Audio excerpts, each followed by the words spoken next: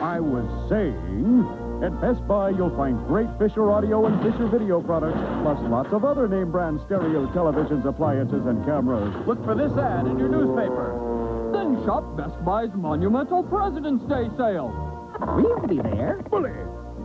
Since the Isuzu iMark is a family car, I brought my family to tell you about it.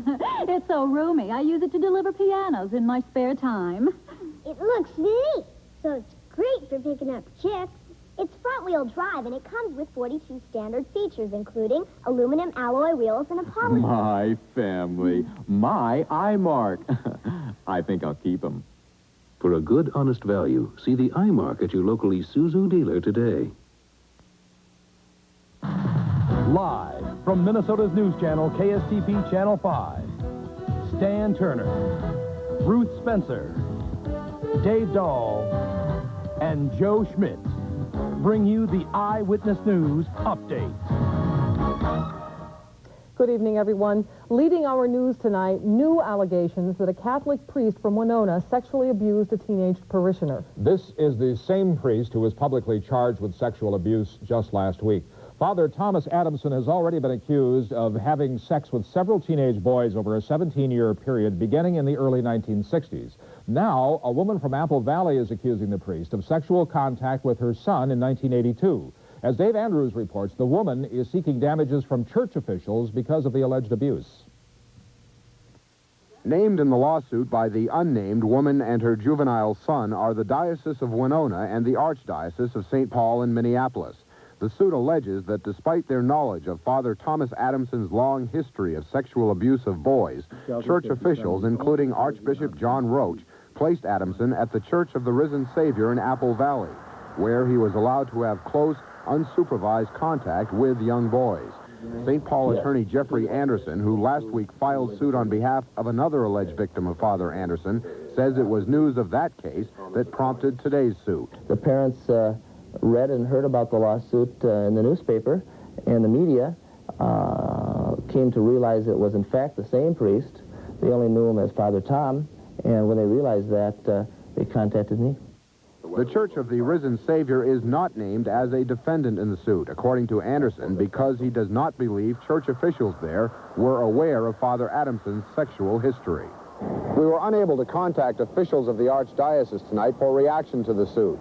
In response to the very similar lawsuit filed last week, the Archdiocese issued a statement in which it denied any negligence. The Archdiocese claims in that case it was unaware of any abuse until several years after it allegedly occurred. In St. Paul, I'm Dave Andrews for the Eyewitness News Update. Thus far, Father Adamson and his attorney have declined to comment about any of the allegations being made against him. Ruth? Federal authorities tonight are trying to determine what went wrong with a private plane in Fergus Falls last night. A crash killed all 4 of the people aboard. As Lou Harvin explains, the victims had hoped to spend a nice, quiet evening in the air. This Cessna single-engine private plane was reported missing about 10 o'clock Wednesday night. No one at the time knew what happened to the 4 people who had planned a mere pleasure trip from Fergus Falls to Staples, 70 miles away. 9 o'clock Thursday morning, it became quite clear what had happened. The plane crashed in a farm field 5 miles from the Fergus Falls airport. One victim's watch was stopped at 7:56. However, authorities are unclear if the plane was heading toward Staples or on the way back. The understanding was that, that they were going to fly to Staples and back. That's all the information I have. And whether they even made it? And whether they even made it or not at this point, I don't know. Bud Anderson was one of the first to see the wreckage about 8:30 this morning. Well, I've seen plane crashes in Korea, and I knew it wouldn't be pleasant, but I wanted to make sure there was no one alive or injured. And as soon as I determined that, I went up and called the authorities. The 4 people in the plane were all from the Fergus Falls area. Now, some pilots we talked with off camera said this may be a case of pilot error. There was a light haze in this area last night, enough to possibly confuse an inexperienced pilot, one who was not thoroughly trained in nighttime or instrumentation flying. It takes about 50 hours of flying to qualify for a license. The pilot, Jeff Eisenhuth, had only about 70 hours of experience in the air. The Federal Aviation Administration is being called in to investigate as they try to determine the exact cause of this plane crash, and it may take weeks or even months before they make a final determination. In Fergus Falls, Lou Harvin for the Eyewitness News Update. The 4 passengers rented the light plane that they were flying. It is owned by West Central Airways. The company began searching for that plane last night after it failed to return on time. Stan?